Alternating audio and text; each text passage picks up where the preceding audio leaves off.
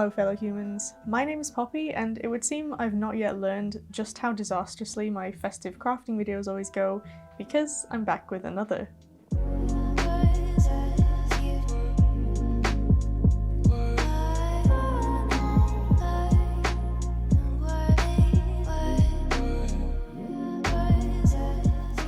If you watched my video last year, and it's not too late to do so now if you'd like to, you'll know that the meaning, use, and style of Christmas trees has evolved worldwide over the course of centuries. More specifically, the way we decorate these pine boys has changed as well. But even in today's rapidly homogenizing world, individual countries have managed to maintain their own charming traditions. And personally, I find it quite fascinating how much ornaments can differ from one country to another. So, in the spirit of celebrating our differences, as well as Christmas of course, I thought I'd pick out 5 of these less universal ornamental styles and try crafting them myself. When I'm done, I hope to have a much more culturally enriched tree. First up, we're heading to Ukraine, where much to an arachnophobe's dismay, their trees will often be adorned with little spiders and their webs, because these critters and their homes are actually considered symbols of good luck. Over to you! Me. Hello and welcome to my crafting corner, also known as my parents' kitchen. Now to start, I'm going to be making a spider's web and a body of a spider in the Ukrainian tradition, or some loose interpretation of Ukrainian tradition. So my original plan was inspired by a tutorial I found online on how to make a hanging spider's web. But I'm honestly not sure I have the willpower to do so, as my mug would suggest. So instead, I'm going to use some of the supplies I was already planning to use for the spider, and that means we're making the web out of pipe cleaners, which will be the spider's legs. And then in terms of the spider's body, I'm going to be using 2 little baubles that have sort of seen better days, so we're going to repurpose them and stick them together like that. So, shall we begin? Now, while you watch me learn how annoying pipe cleaners are in hyperspeed, yes, I accidentally mangled and shaved my first attempt, allow me to explain why spiders are considered to be so lucky. According to an old folk tale, there was once a poor widow who lived in a small hut with her children. One day, a pine cone took root in the mud floor of their home and soon sprouted into a small fir tree. By the time Christmas came around, she and her children knew that they would be too poor to buy any decorations. What they didn't know was that the household spiders had heard them weeping over this fact the night of Christmas Eve. So they kindly took it upon themselves to spend the whole night spinning intricate webs all over the tree. The next morning, the family arose to find it glittering in the morning sun, the thread shimmering with silver and gold. And from that day forward, so they say, the widow never wanted for anything again. Well, it's obviously a little bit janky, but it was made with love. Don't forget the string, Poppy, you need to hang that bad boy. So now you know why Ukrainians decorate their trees with artificial spider webs to usher in good luck for the new year. But honestly, I'll just be lucky if I don't usher in some kind of curse with this lopsided golden mess. On to the spider now. As for the spider, it turns out I seriously overestimated how quickly superglue dries. So I let his newly attached booty and head sit for a bit while I twisted some silver pipe cleaner legs together. When I tried to wrap these around his waist, everything fell apart. So I had to start again. This time I waited a bit longer, tried to keep my hands busy, and also wrapped some extra pipe cleaner around the skinny bit in an effort to make it easier to fold the legs around it. But no, this just decapitated him again. Okay, last try.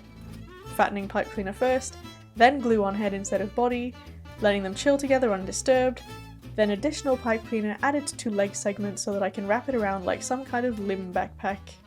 I'm just gonna have to let the spider dry because it's the 3rd attempt now.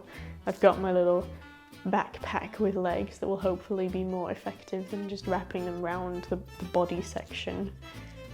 So let's come back to this later. Stay tuned because we will check in with the spider later, and I have a sneaking suspicion it might end up almost cute. But you know what definitely are cute? Danish Julehjerte. These pleated paper hearts are a great craft for people of all ages, as they basically just involve cutting and weaving pieces of paper, traditionally in the colours of the Danish flag, red and white. So this one should go a bit better than the previous. So when it comes to Julehjerte, I've seen loads of wavy, complex designs out there, but seeing as I'm a beginner, I'm just gonna stick to the basics, and from what I understand, all I need to do is get 2 differently coloured sheets of paper, fold them in half, draw a sort of arched window type shape, cut some strips out of them like that, and then weave them together. Should we see how it goes? As my hands do the sketching and cutting, let's talk history some more, shall we? While you're likely aware of Hans Christian Andersen's plays, travelogues, novels, poems, or fairy tales, what you might not know is that he was a bit of a crafty gal as well. In fact, he was the creator of the oldest known pleated Christmas hearts in 1860, but his hearts didn't have a handle at the top, so they weren't the hanging tree kind you find today. Those came about 40 years later. Nevertheless, if you want to see his style in the flesh, or paper, you can check the oldest preserved heart at the Hans Christian Andersen Museum in Odense. Now let's check in on my progress. As the footage shows, I'm down to my last loop. The pleating got trickier as I went along because there was less and less wiggle room and I was afraid of tearing the paper. It was starting to look like I might have to shave the edge off the last white piece just to fit it in. But turns out all it needed was a little more jiggling. Et voila! A completed heart. I'm just as surprised as you are. Lastly, I made a quick strap out of some scrap red paper and taped it inside the pouch. And thus, my Julehjerte was complete. Well, I can totally see why this is a popular activity both in schools and at home. It was straightforward, satisfying, and quite adorable as well. So why don't you give it a go this year? I don't know about you folks, but I think the only thing more Christmassy than winter in Scandinavia is summer in Australia, obviously. Well, maybe not.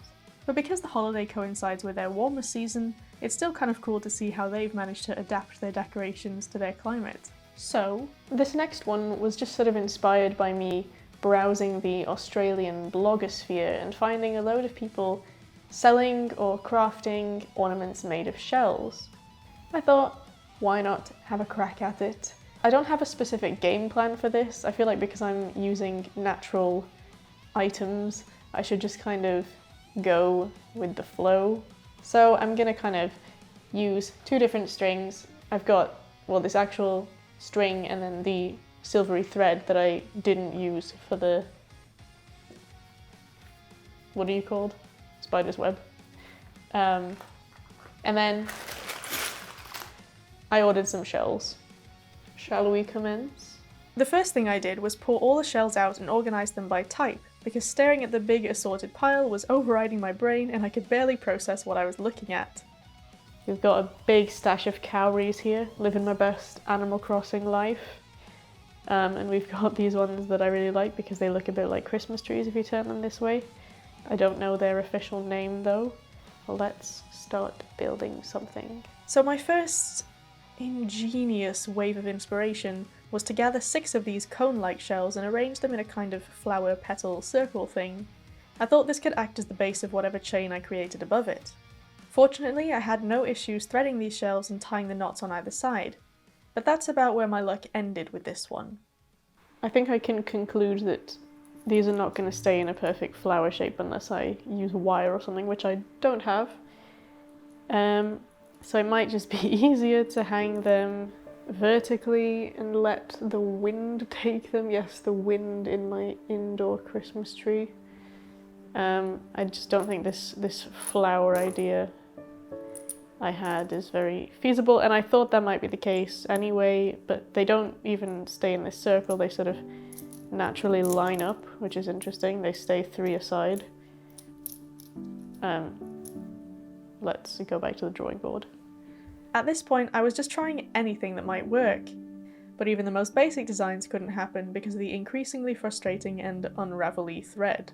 I managed to get it through these first shells, but the holes in the other ones are more twisty and I guess tighter as well, and it's a bit complicated, and I can only really seem to thread things sideways, so all the shells are going like that, which isn't that great. So I don't really know what to do. I don't even have backup string because this is all thicker, the ribbon's thicker too, but hang on a second. I do have the pipe cleaners. Should we try? Do not be deceived. Whatever confidence I might have exuded in that video was quickly overshadowed by the shame of this abomination. What even is that? Duck feet? It was at this point I decided to return to the tree-like shells and simply wind some pipe cleaners around their spirally insides because it was the best I could think of. And that's not saying much. I already knew no other shells would work, but you don't need to see every failed attempt, so I just used 3 pipe cleaners and 3 shells and called it a day. A very sad day. Before I start crying at how poorly this is going, I think I need to just accept that it's not gonna work. I really need to move on to the next one, otherwise I'll never finish this video. The bar was already quite low, and all I've managed to come up with is this dangly, skeleton-looking thing. I don't know why I even thought I could try. The funny thing is that when I was planning this video, I wrote a tentative outro for this section which was wholly based on the assumption that I'd be happy with what I created. Lo and behold, it's disgusting. Shall we move on? Inspired by the video I made last year, which again you can watch if you'd like to, I thought we should revisit Japan and indulge in the form of creative therapy known as origami. I've cleared away the shells from my previous attempt. I should say attempts. They are a reminder of my shame, and I almost feel inclined to not include that whole section in the video, but that would be dishonest, and I think it's important to show you guys the failures as well as the successes. Nevertheless, it's now time to move on to something that is meant to be more relaxing. So I've got my pre-cut sheets of origami paper here, and let's just try some moderately festive shapes that are easy enough for beginners, shall we? Just in case you don't already know, origami is the act of transforming square pieces of ordinary paper into delightful little figurines purely by folding, and sometimes cutting, the paper.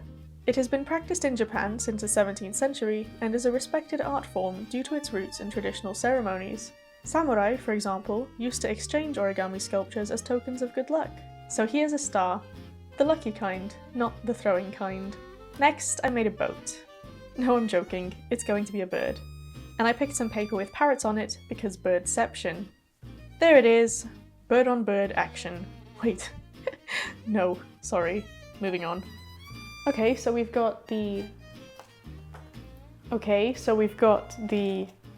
star and the nondescript bird that I'm going to claim is either a robin or a partridge or something more suited to Christmas, even though it looks, I don't know, swallow-like.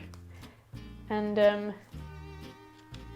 in keeping with that, I think the next one should be a penguin. We're going to absolutely speedrun this one because I think you get the gist of things by now. But I will say I strongly recommend the penguin if you're just getting into origami because it was so easy to do.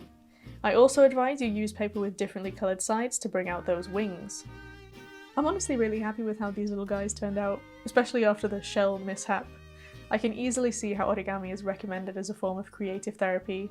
It's very grounding and also really rewarding. Well, now that I've got my little penguin, it's time for the final craft. So what is this final craft? Well, it's equally easy, but probably not as rewarding.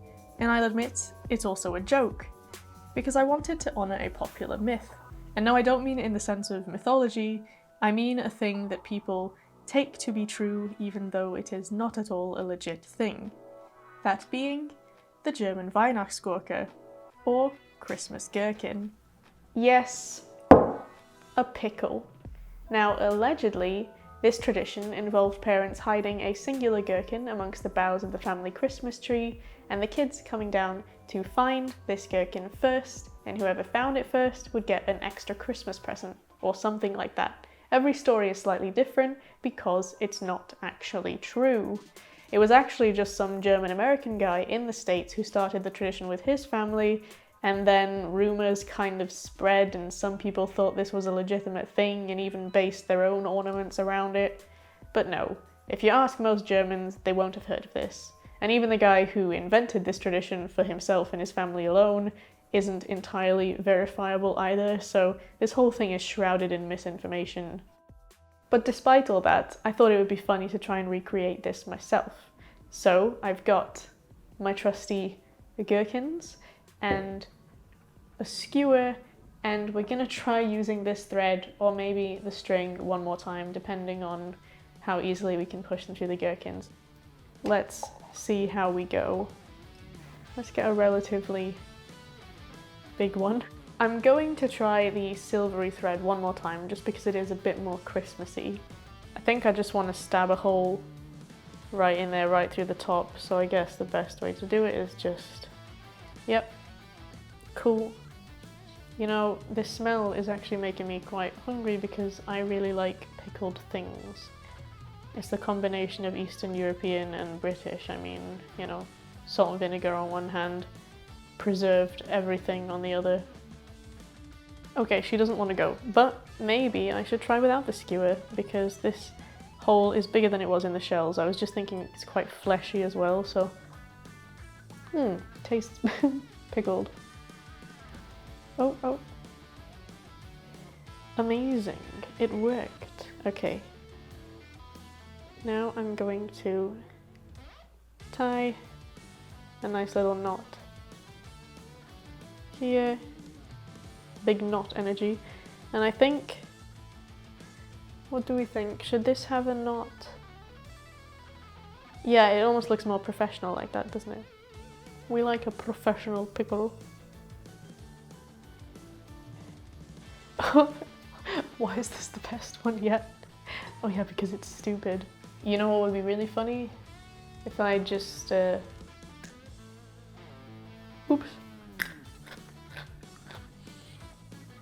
Oh, it's got a personal touch now. Don't you worry, I haven't forgotten. Well, I accidentally dropped the spider on the floor before beginning this little segment, and it stayed intact, so I guess it is finally glued together. Consider those backpack legs successfully wrapped. So there it is, my little spider. Well, that's it from me in the crafting corner / parents' kitchen. Now it's just time to see how they look on the tree. And there we have it. All my international ornaments hanging out, haha, together. My tree must be feeling so multicultural right now. If you enjoyed this video, please feel free to share some festive cheer via all the usual buttons. It would be a great Christmas gift for me. And if you celebrate, I hope you do have a Merry Christmas. But if you don't, I hope you have a great life anyway, and that's not meant in a passive-aggressive way, even though it could sound like it. I genuinely hope you do. Anyway, goodbye.